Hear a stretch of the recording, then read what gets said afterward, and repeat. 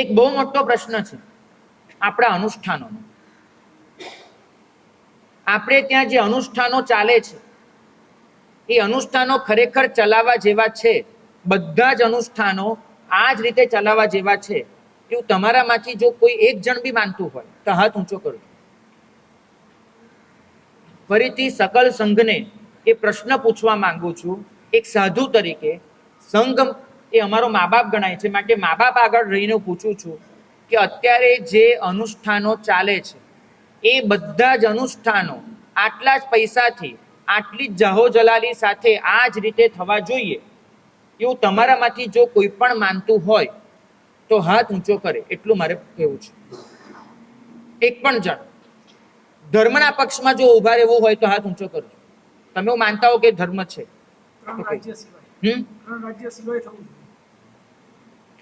કલ્પેશભાઈ એમ કે છે કે 3 રાજ્ય સિવાય થવું જોઈએ. હું આ વાત સાથે પણ સંમત નથી. 3 રાજ્ય સિવાય પણ જે અનુષ્ઠાનોની જરૂર છે એ અનુષ્ઠાનોનો પ્રકાર બદલવો પડશે. આ અનુષ્ઠાનો આ રૂપમાં નહીં કરી શકાય. અનુષ્ઠાનોનો વિરોધ નથી. અનુષ્ઠાનો જે જગ્યાએ જે રીતે થાય છે એનો વિરોધ છે. અને એમાં પણ એક બહેને લખ્યું છે, બહુ સારો મુદ્દો લખ્યો છે કે આપણે ત્યાં જે પૈસા ખર્ચાય, જે જાહોજલાલી થાય એનો સોશિયલ મીડિયા પર પ્રચાર ન થવો જોઈએ એવી ખાસ વિનંતી. કારણ કે આવો કોઈ પણ પ્રચાર, અહીંયા આટલા ચઢાવા બોલાયા, અહીંયા આટલામાં આદેશ કયો, અહીંયા આટલા પૈસા ખર્ચાયા, અહીંયા આવી જાહોજલાલી થઈ, આવા તમામ મેસેજ લોકોમાં નેગેટિવ ઇમ્પેક્ટ ઊભી કરી રહ્યા છે. ક્યારેક એવું હતું કે વરઘોડો નીકળતો હતો અને બે બાજુ જે અજૈન પ્રજા જોવા માટે ઊભી રહેતી હતી ને એ જૈન ધર્મને હાથ જોડતી હતી કે આવો મહાન ધર્મ છે.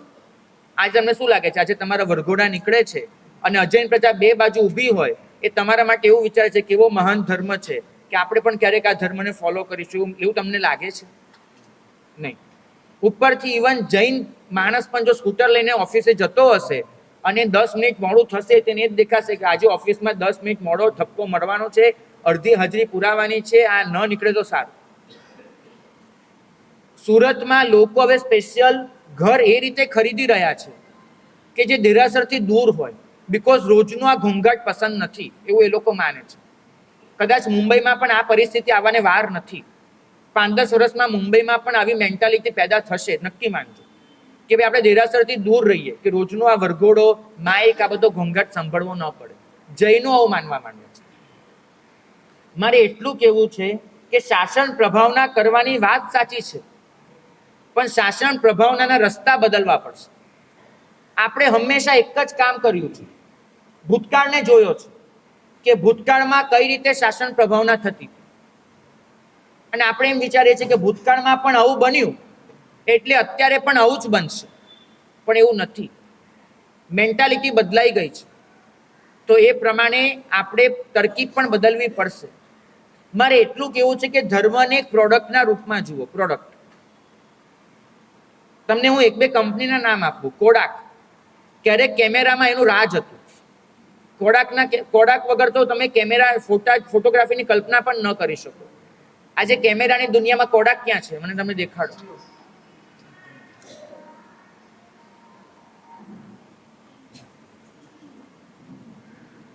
ક્યારેક નોકિયા, મોબાઈલ નોકિયા સિવાય હોઈ શકે કોઈની કલ્પનામાં નહોતું. આજે એ પરિસ્થિતિ આવી છે કે મોબાઈલના બજારમાં તમને નોકિયાનું સ્થાન નહીં જડે. કેમ? આવી તો કેટલીય કંપનીઓના નામ આપો.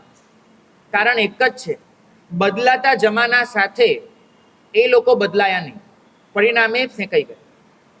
તો આ જ વસ્તુ જૈન ધર્મમાં નહીં, કોઈ પણ ધર્મમાં લાગુ પડે છે કે જમાનો જેમ બદલાય છે એમ ધર્મનું મૂળ સત્વ બદલવાનું નથી હોતું, કપડાં બદલવાના હોય છે.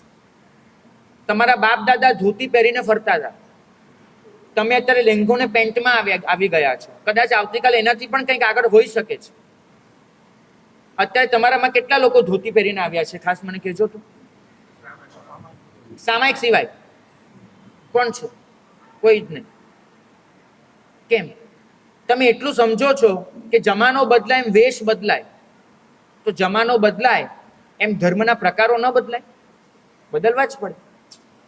તો પહેલી વાત એ છે કે અનુષ્ઠાનો આ રૂપમાં ન થવા જોઈએ બધા જ સમજે છે, પણ જ્યારે એ ખરેખર બદલવાની વાત આવે છે ત્યારે ન તો આચાર્ય ભગવંતોની હિંમત થાય છે, ન સત્તાધીશોની હિંમત થાય છે, ન શ્રીમંતો હિંમત કરવા તૈયાર છે, ન ટ્રસ્ટીઓ, ન મહાજન એ આ બાબતે કઈ હિંમત કરવા તૈયાર છે, કોઈ જ. બધાને એમ જ થાય છે કદાચ નવું કંઈક કરવા જઈશું અને ઓર બગડી જશે તો કદાચ એવો ડર પણ બધાને લાગે છે. પૈસો ક્યાં વાપરવો એ નક્કી તમારે કરવાનું છે. અનુષ્ઠાનોમાં વાપરવો છે કે જે પૈસો અહીંયા હાથમાંથી નીકળ્યો અને સામે કોના ખિસ્સામાં ગયો એ આપણને ખબર નથી હોતી. આપણો 40% કરતા વધારે પૈસો એ લોકોના હાથમાં જઈ રહ્યો છે અનુષ્ઠાનોના નામ પર કે જે લોકો મૂળભૂત રીતે જૈન ધર્મના વિરોધી છે. આમાં ખોટો હોઉં તો મને 100% કહેજો. જે લોકો જૈન ધર્મનો વિરોધ કરે છે એને જ આપણે આડકતરી રીતે પૈસો પૂરો પાડી રહ્યા છે. પછી એ પાલિતાણા હોય, પછી એ સમેત શિખર હોય કે પછી કોઈ પણ સંઘ હોય, બદલો. ટ્રેન્ડ બદલાયો છે, ટ્રેન્ડને ઓળખો.